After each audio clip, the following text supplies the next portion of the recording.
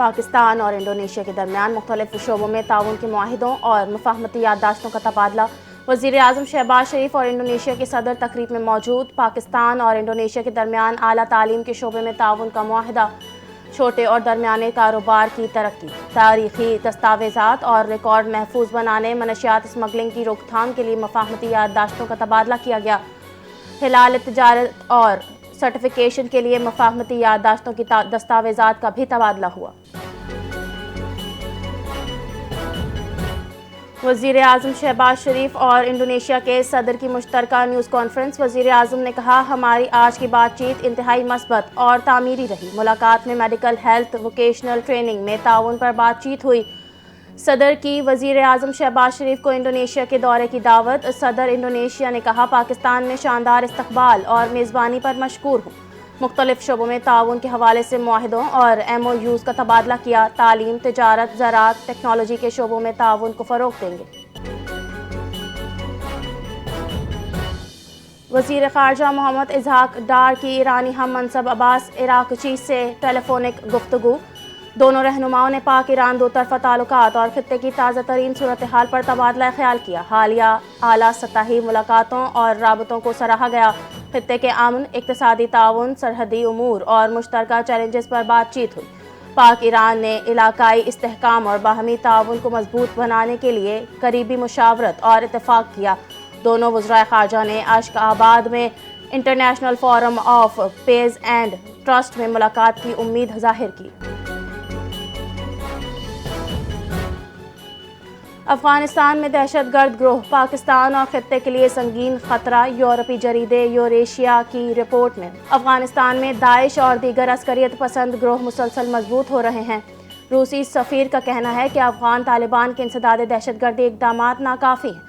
عسکریت پسند افغانستان میں تناؤ بڑھا رہے ہیں اور خود کو متبادل قوت کے طور پر پیش کر رہے ہیں۔ روسی سیکریٹری کے مطابق دہشت گرد عناصر کے ہمسایہ ممالک میں داخلے کا خطرہ ہے۔ افغانستان میں دہشت گرد گروہوں کو بیرونی فنڈنگ بھی حاصل ہو رہی ہے۔ شکارپور میں پولیس مقابلے کے دوران 9 ڈاکو ہلاک، خاتون DSP زخمی۔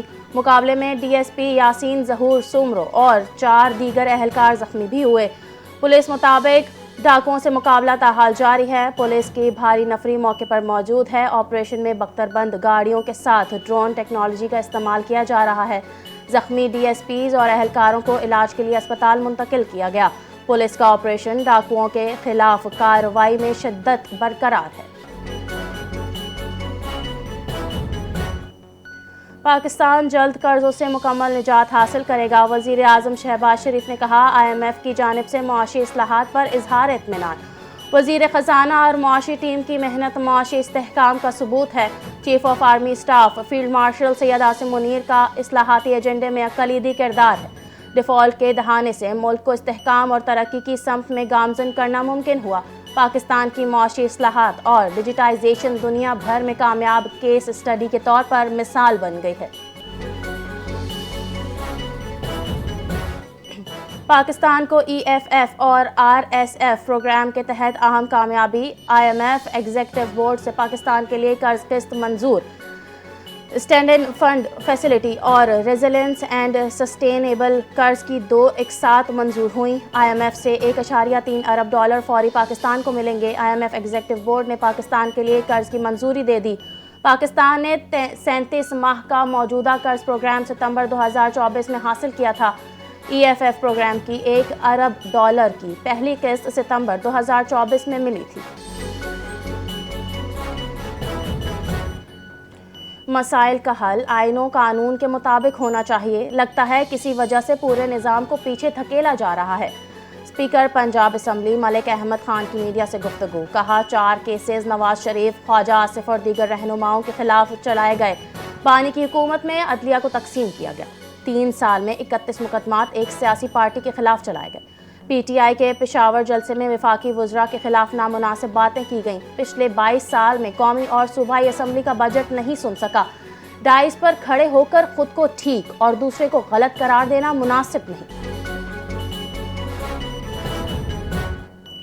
وسائل کی کمی کو امن کے قیام میں رکاوٹ نہیں بننے دیں گے۔ وزیر اعلیٰ خیبر پختونخوا سہیل آفریدی کی زیر صدارت کاؤنٹر ٹیررزم ڈپارٹمنٹ کا اہم اجلاس۔ خطاب میں کہا سی ٹی ڈی کے 186 ڈیکٹیریئرز کو 638 مستقل فیلڈ آپریٹرز میں تبدیل کرنے کی اصولی منظوری دے دی ہے۔ Field operators cyber patrolling, intelligence, surveillance اور فیلڈ آپریشنز انجام دیں گے۔ 4 ارب 30 کروڑ روپے کی لاگت سے سی ٹی ڈی کی ضلعی سطح پر توسیع۔ پشاور میں نئے C T D regional headquarters کے قیام اور 21 اضلاع میں دفاتر کی تعمیر بحال۔ سی ٹی ڈی کی گاڑیوں، اسلحہ اور جدید آلات کی فراہمی کے لیے 7 ارب 77 کروڑ روپے کی منظوری۔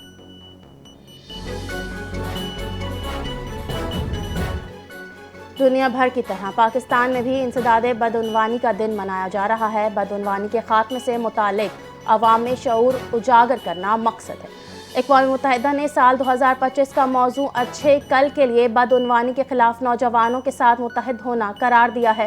کرپشن معاشرے کی بنیادیں کمزور کرتی ہیں۔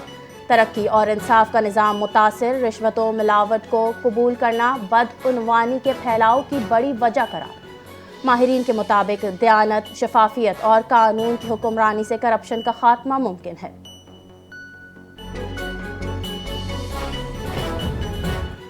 وزیر اعلیٰ سندھ سید مراد علی شاہ کی زیر صدارت صوبائی انسداد پولیو ٹاسک فورس کا اجلاس۔ وزیر صحت اور دیگر حکام کی وزیر اعلیٰ سندھ کو بریفنگ۔ وزیر اعلیٰ سندھ نے کہا دنیا بھر میں پولیو کا خاتمہ ہو چکا ہے، مگر پاکستان میں یہ جدوجہد جاری ہے۔ 2025 میں اب تک 30 کیسز سامنے آئے ہیں۔ وزیر صحت کے مطابق ماحولیاتی نگرانی کے نتائج کے مطابق 17 میں سے 11 علاقوں میں پولیو وائرس پایا گیا ہے۔ وزیر اعلیٰ سندھ نے ہدایت کی کہ ان علاقوں میں خصوصی پولیو مہم چلائی جائے اور سخت نگرانی جاری رکھی جائے۔ دسمبر 2025 کی مہم میں 10.6 ملین 5 سال سے کم عمر بچوں کو پولیو کے قطرے پلانے کا ہدف ہے۔ اور سندھ کے سینئر وزیر شرجیل انعام میمن سے ایشین ڈیولپمنٹ بینک کے وفد کی ملاقات۔ ٹرانسپورٹ سے متعلق منصوبوں کی مالی معاونت پر تفصیلی تبادلہ خیال۔ ملاقات میں سیکریٹری ٹرانسپورٹ اسد ضامن، سی ای او ٹرانس کراچی فواد غفار سومرو بھی شریک۔ اے ڈی بی کے وفد کی جانب سے ٹرانسپورٹ منصوبوں کے لیے مکمل مالی معاونت کی یقین دہانی۔ شرجیل انعام میمن کا کہنا ہے کہ حکومت سندھ پاکستان میں پہلی بار بایو گیس سے چلنے والی بسیں چلانے کا جا رہی ہے۔ کراچی کے لیے بایو گیس پر چلنے والی بسوں کی خریداری کے عمل باضابطہ شروع کیا جائے گا۔